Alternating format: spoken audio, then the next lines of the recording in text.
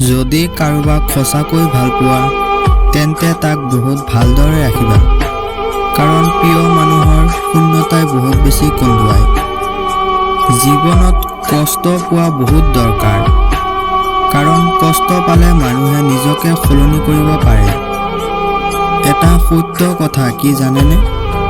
টকাৰে সুখ কিনিব নোৱাৰি, এইটো সত্য। কিন্তু জীৱনত সুখী হ'বলৈ হ'লে অজস্ৰ টকাৰ প্ৰয়োজন।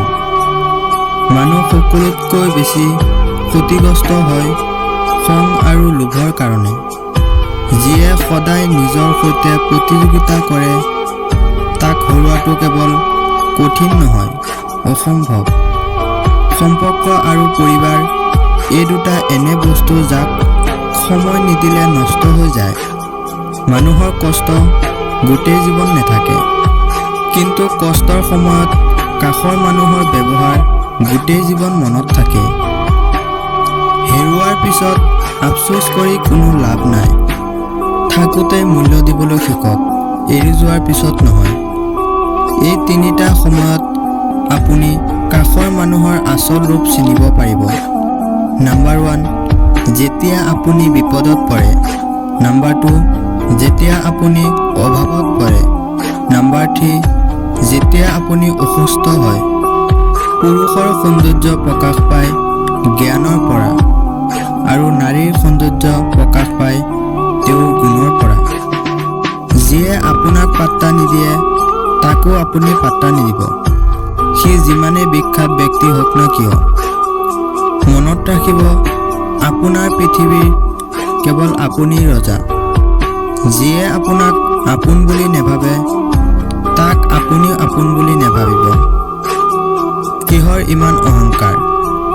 আজি যাক ঠগাই আপুনি হাঁহিছে, কালি আন কোনোবাই আপোনাক ঠগাই হাঁহিব।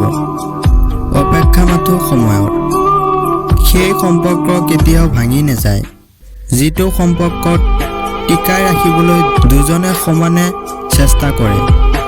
পাহৰি যোৱাটো সহজ, কিন্তু পাহৰি থকাটো বহুত কঠিন। এটা সত্য প্ৰেমে অসহায় জীৱন এটাক সুন্দৰ ৰূপ দিব পাৰে, কিন্তু এটা মিছা ভালপোৱাই এটা সুন্দৰ জীৱনক ধ্বংস কৰিব পাৰে। জীৱনত বেয়া সময়ে মানুহক বহুত কিবা শিকাই থৈ যায়। অকলে থাকিবলৈ শিকায়, সাহসী হ'বলৈ শিকায়, জীৱনটোক মূল্য দিবলৈ শিকায়, পৰিস্থিতিৰ সৈতে যুঁজিবলৈ শিকায়, শক্তিশালী হ'বলৈ শিকায়, আৰু মানুহক চিনিব শিকায়। যিজন মানুহে কৈছিল যে টেনচন নকৰিবা, মই তোমাৰ লগত আছোঁ, সেইজন মানুহে আটাইতকৈ বেছি টেনচন দি আঁতৰি যায়। এজন পত্নীয়ে স্বামীৰ পৰা এইকেইটা বস্তুৱে বিচাৰে: সময়, সন্মান আৰু গুৰুত্ব।